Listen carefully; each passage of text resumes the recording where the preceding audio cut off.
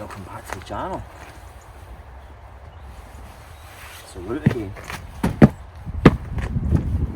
Gary, we're on a double log again.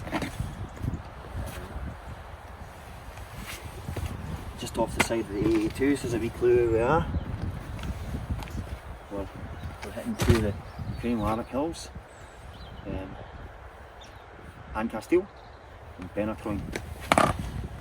I've done Caisteal before. That was actually my very first Munro. Got a funny story about that. I'll tell it all when we get to the summit. But the first little part I'll say is when we did Caisteal, me and my mate Simon, we did it. We didn't park here. We parked about 4 miles further south. So there's the first little taster of where this story goes. Suffice to say, I think Caisteal, we did it on its own. It should be about 3 to 4 hours tops back to the car if you're doing the right way. I think it took us 7 hours that day, maybe more. It was eventful. I'm hoping I can find some footage to put through this video of it. It's a few years ago when we did it, so apologies if there isn't any footage. I hope I can find it. We're just going to get our gear on. I've gone for the winter boots today.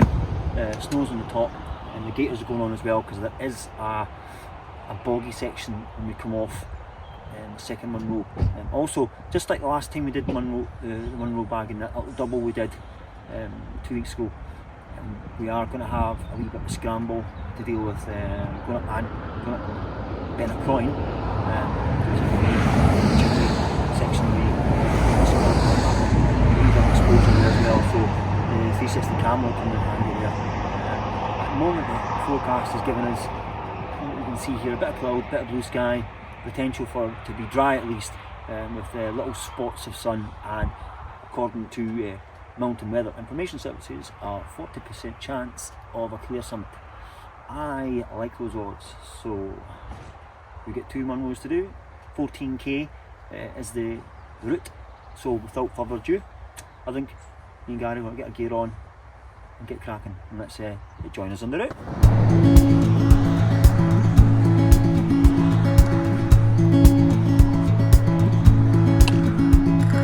Wish that I could stay, wish for this moment to never go away, but it's all in my mind, and though I know that there is nothing to find, you're a beautiful sight in the summer night, and you can't put up a fight in the misty light.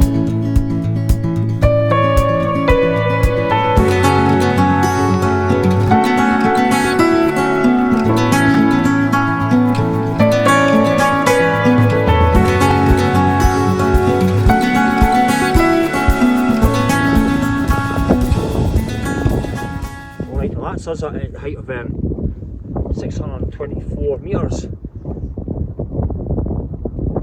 In the background.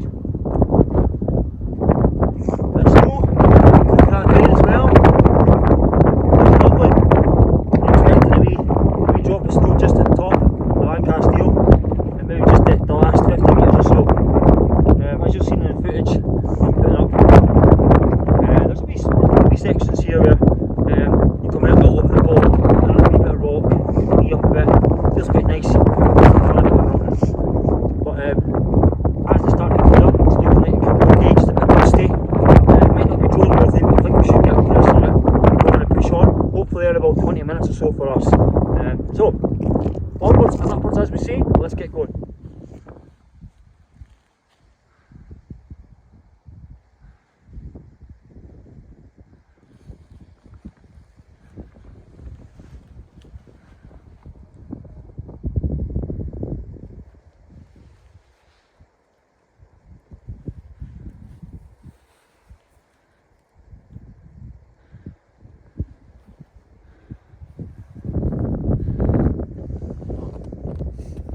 Right, before we go any further, I need to make a correction. I said Cruach Drain, but that's the one in the snow is actually Beinn. We said that earlier on, we thought it was Beinn, but it just felt like Beinn. This Beinn was just a wee bit further over. But no, the one that's in the cloud behind us right now, that's Caisteal. And then what seems to be for the whole winter, Beinn seems to always be in the snow.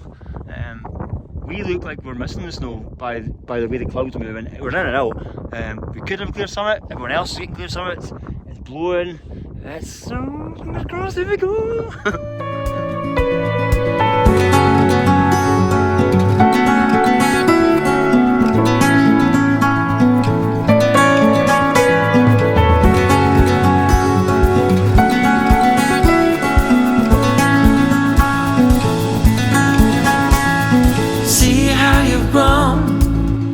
While you roam in the streets all alone, and all you can see, thinking about what your life came to be.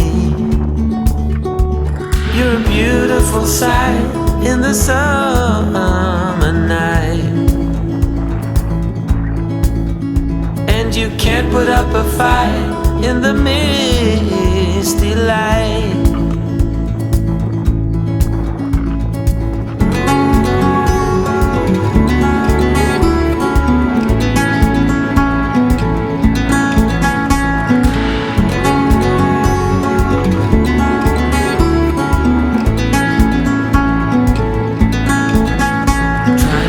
Another day, like the mothers of Brazil find their way. We're all on our own, but you're the most beautiful I've ever known. You're a beautiful sight in the summer night, and you can't put up a fight in the misty light.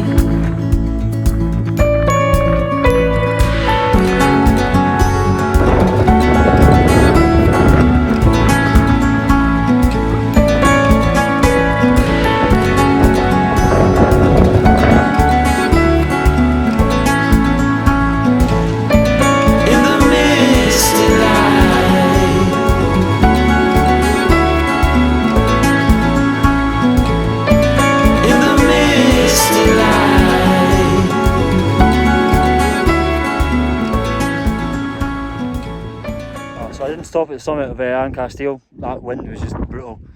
Gary's just coming behind me now, he's getting his photos. We're going to stop for a wee bite to eat, but what we're going to do is try and get onto the clag, because really the clag was only like the last 50 metres or so I don't think we've got far to go to get underneath it, and then we're going to reset ourselves and get ready for that big pool up towards Chroin, which has got got a bit more of a scramble to it. So that should be interesting. So far it's been cracking little walk. It's nice to go be on the actual path, which again I'm going to explain when I get my lunch. Alright, it's lunchtime, and as I said earlier on, I've got a wee story to tell. First off, there's a wee story behind this. So I put a sock around my flask. Gary, on the last one, he had his flask with him, and his stuff was all cold. So I suggested maybe putting a sock over it, just like you do when we're doing our hiking, our camping. What I often do when camping is put a wee sock over your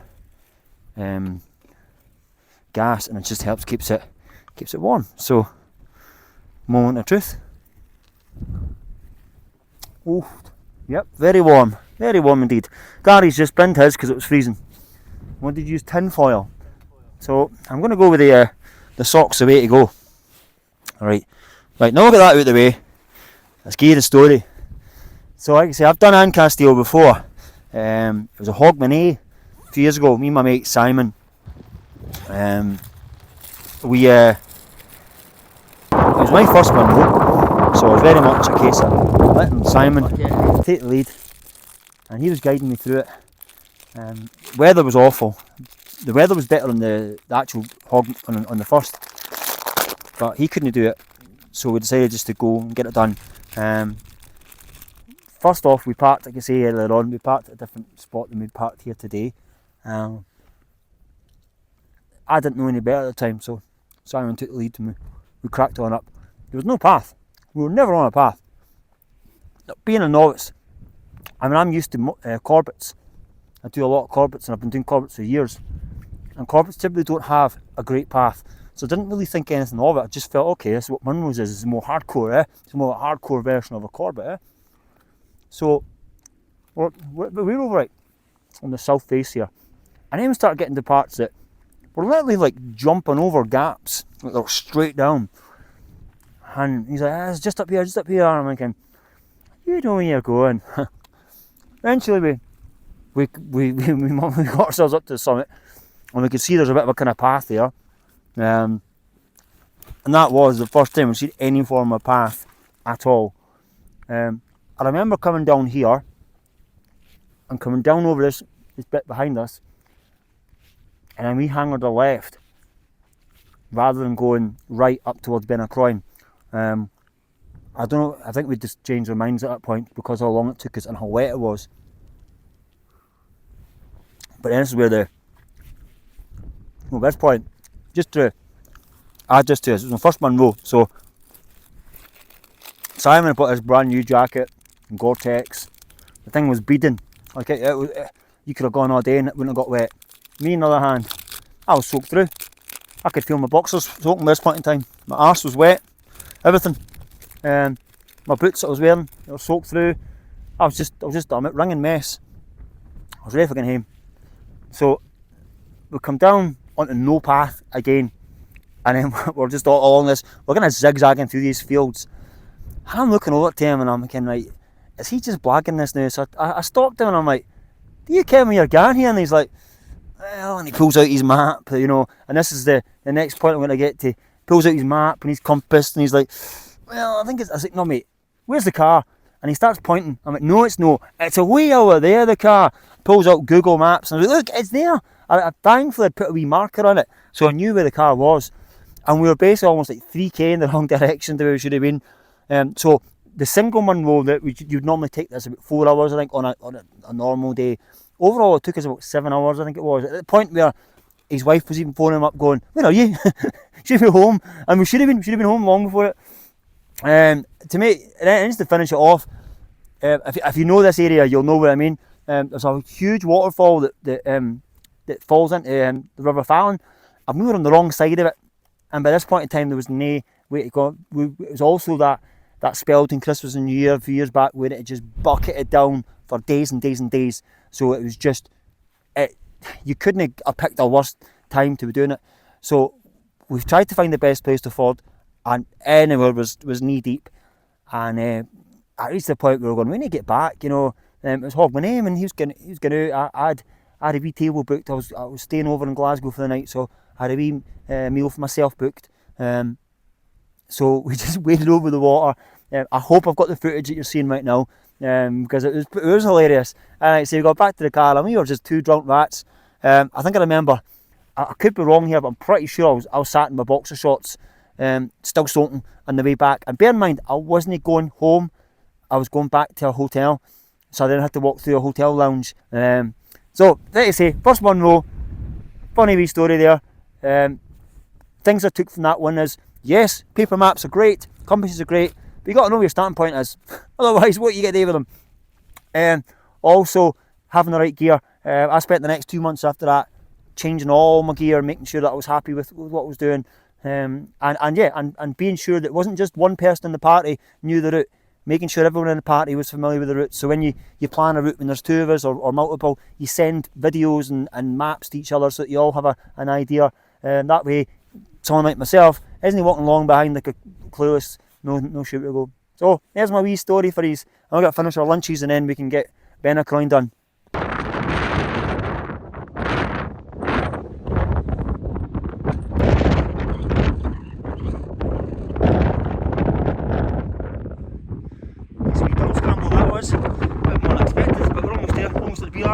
And then it's the big pool up Chroin. Let's do this. So now we're on the climb up Chroin. It is a fairly quick rise, to be fair, because it is pretty steep, so your height comes really quick. A couple of short exposed places, but lots of places where you need a hand just to help pull yourself up, or a bit of balance work, More, I wouldn't quite say scrambly, but more or less. And then we do get to the scrambly point soon, which I am going to shut up for and just let the audio play so you can get a chance to hear us talking it through. All I'll say is we did film about 18 minutes worth, and I've kind of condensed it down to about 2 minutes, just so that it's not going to bore yourselves. But I'll like to say, I'm going to let the audio play and you can hear for yourself what we've been up to.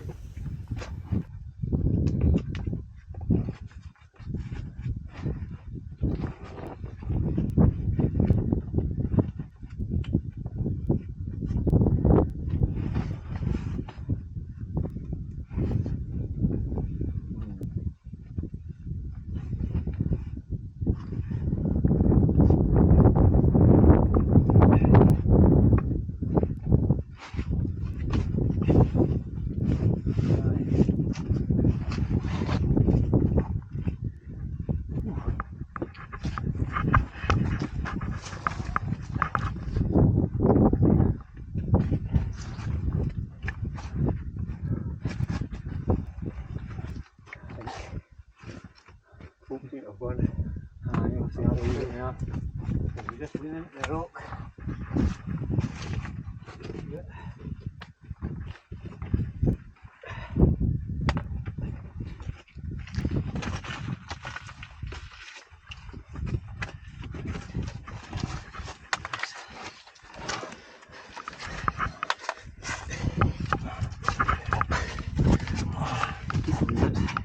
Nearly there, nearly there. Swing your knee up. Your right, left knee up, your left knee up. Hang on now.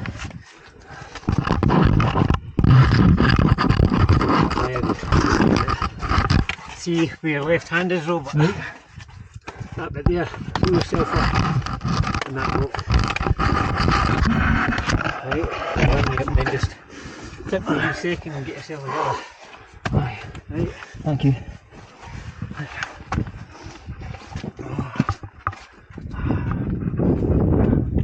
Right, just take a wee minute to get yourself. Right.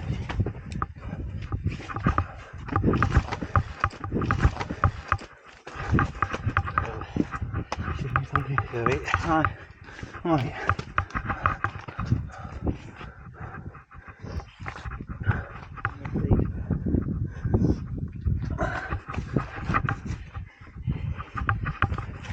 You sure?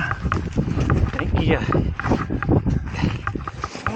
Good mate, you're good, you're there. Give us a boom. Good, you're there. Just take a minute, just sit down.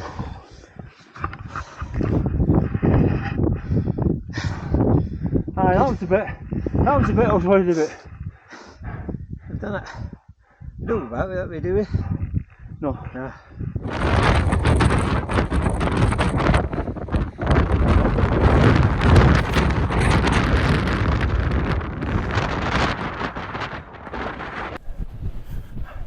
Right, we're on the wee plateau part before we get to Beinn.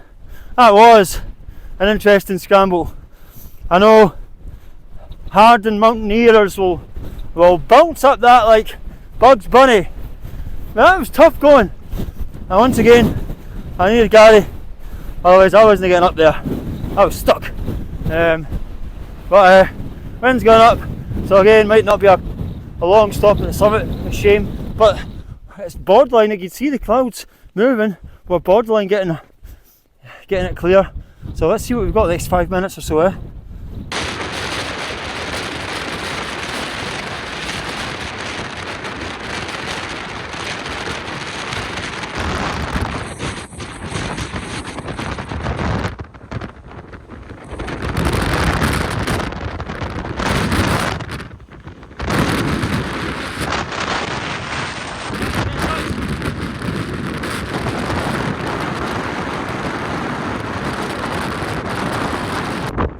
Just up. So that's Beinn. Gary's getting a wee photo.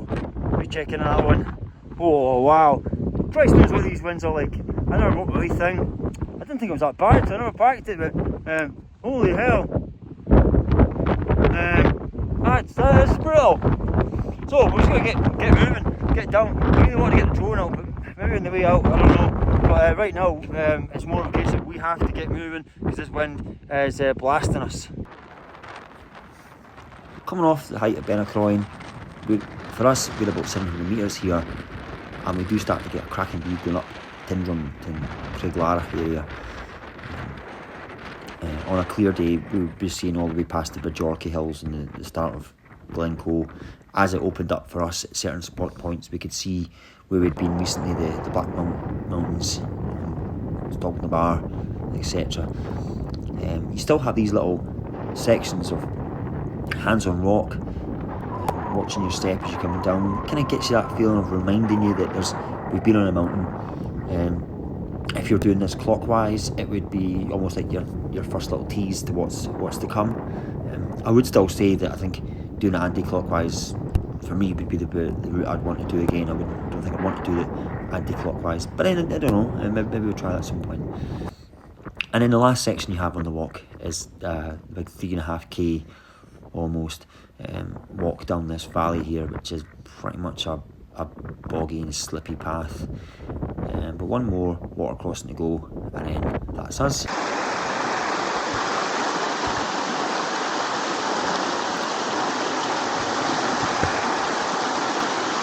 Did you go up there?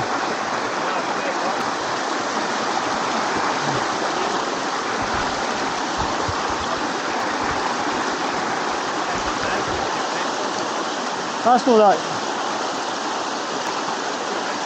That's not really that deep. Yeah.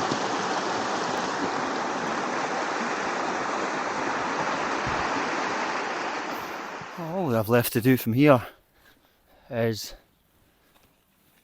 get through that little valley, so I think we've got to say goodbye from here and give you some nice wee outro footage to follow.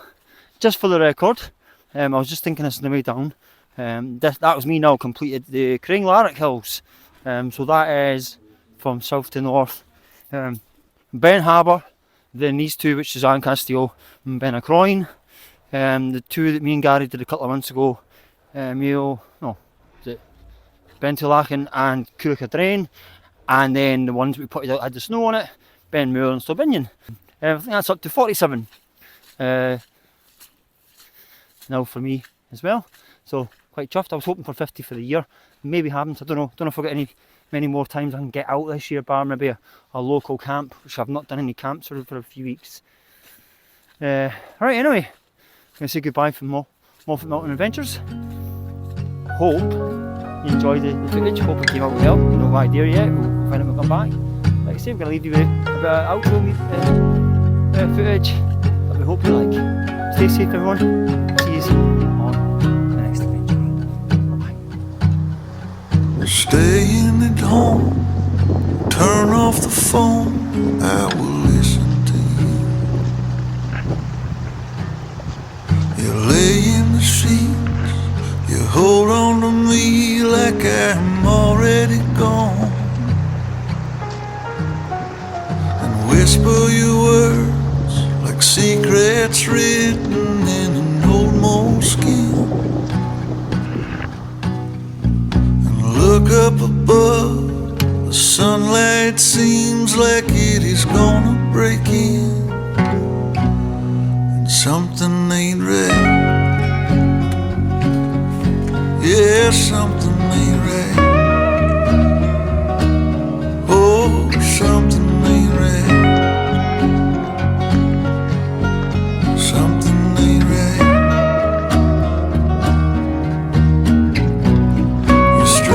My shirt, wearing the skirt that my mother gave to you. I come up behind you and kiss on the side of your neck a few, and turn off the lights. The stars in the sky are turning so